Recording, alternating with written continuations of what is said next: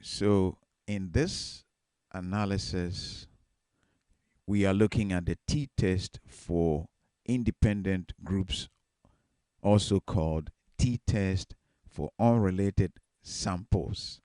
Or in some textbooks, you will see t-test for uncorrelated samples. They are one and the same thing. And the software I'm using here is your PSPP. If you are using SPSS, you will get practically the same thing. But this is PSPP. We have two groups, and this refers to the problem that is in the slides. Two groups that are using two different methods to solve algebra problems. The question is, would there be any differences in the performance of these groups? So in PSPP, because we have two groups, I have designated one column for the grouping variables. I have coded the first group as group 1. So as you can see in this column, is 1, 1, 1 all the way to 10. There are 10 individuals in that group. So they have been coded 1 each. That is the grouping column. We will come to the labels later, but as you enter the numbers, it will change to VAR001. And I have already gone in and defined the column with a name as groups. But as you put in the ones, you will do it 10 times because there are 10 individuals in that group who are in group 1. Then you do the same for group 2, 10 individuals in group 2. In the second column, these represent the number of algebra problems that these individuals in group 1 solved. So group 1, the first person solved 10, the second 5, all the way to the last person who solved 5. I have completed entry of the number of problems solved by group 1 members. Then I do the same thing for group 2, and I end up with the last one who solved 4 problems. So that is how you set up your data view. Now, I have already said, and you by now know that immediately you enter any variable in any of these cells, it will automatically be labeled by the software as VAR001 or VAR002, etc., etc. So the next thing that you have to do is you have to define the variables. By clicking here, this pops up. Your VAR0001 will be here. VAR0002 will be here. But I have to define it. So I say groups. I type groups here. And then the label for the groups is the algebra solution groups. The next important thing is to look in the value labels column, because that's where you're going to define which group is what. So if you click here, this pop-up will show, and you will type 1 and then type group 1 for group 1, and then click add. That will be put here as group 1. Then you will go in there and type 2, and the value label will group 2, and click add, and that will be put here. If you recall the way you did the grouping when you were doing the cross tabs, that is the same process. This is where you define the groups.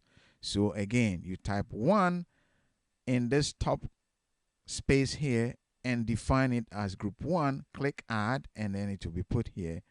Then you type 2, define it as group 2, click add, and it will be put here. If you made an error or if you make a mistake, you can just remove it by clicking whatever it is here. But it's simple. 1, group 1, 2, group 2.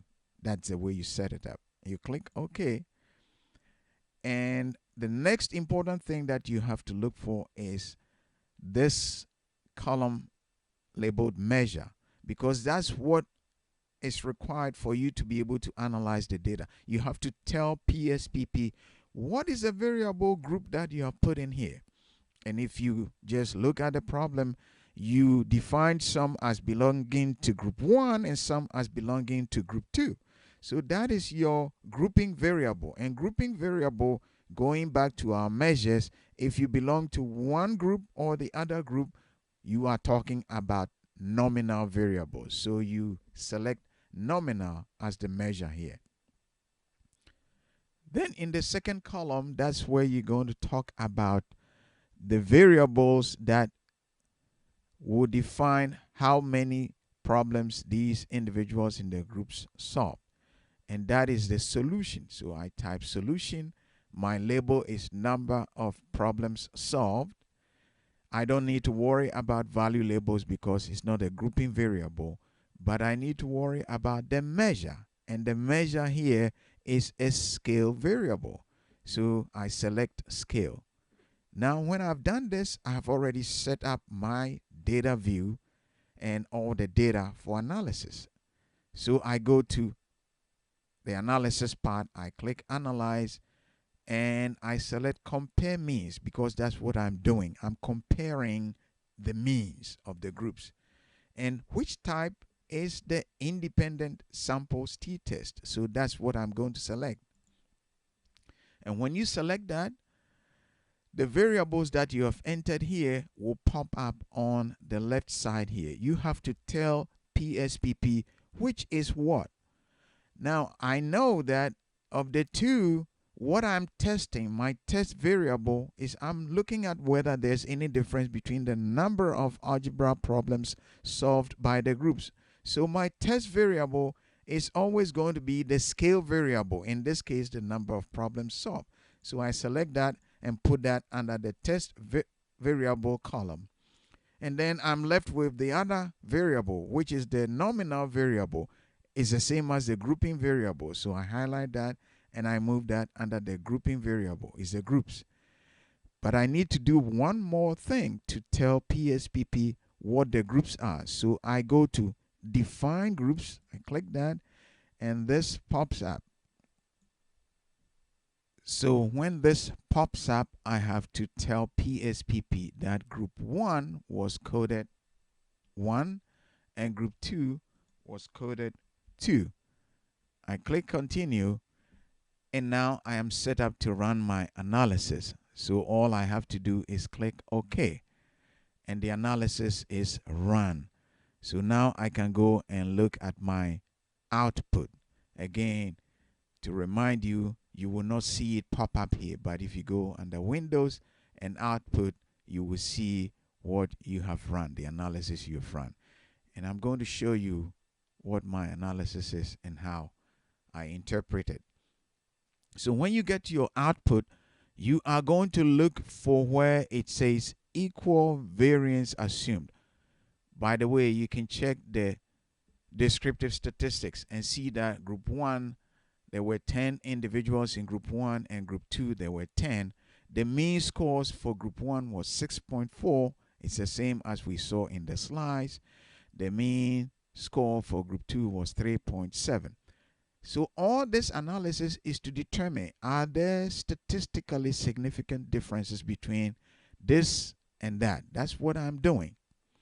And for that, that's why I compute my t-test. And the t-test, I am going to look under where it says equal variances assumed, because you assume the variances between the groups are equal. And the t column will tell you the t value, which is 3.096 when we did it by hand, but it's the same, 3.09. PSPP takes only 2 decimal places. So we've got our t value. The degrees of freedom is this. But the most important thing to look for is what is under sig2tail column. And here we get 0.006.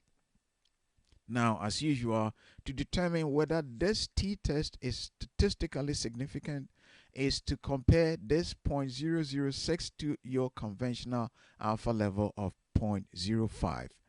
Because this 0.006 for this t-test is far smaller or far lower compared to the alpha level of 0.05, you know that this t-test of 3.09 is statistically significant. What that means is that The difference between the number of problems solved by group 1 and group 2 is not a fluke. It is something statistically significant, because the likelihood that this difference will occur by chance is less than 0.006. 6 out of 1,000. That is a very small chance. So that tells you that this difference is statistically significant.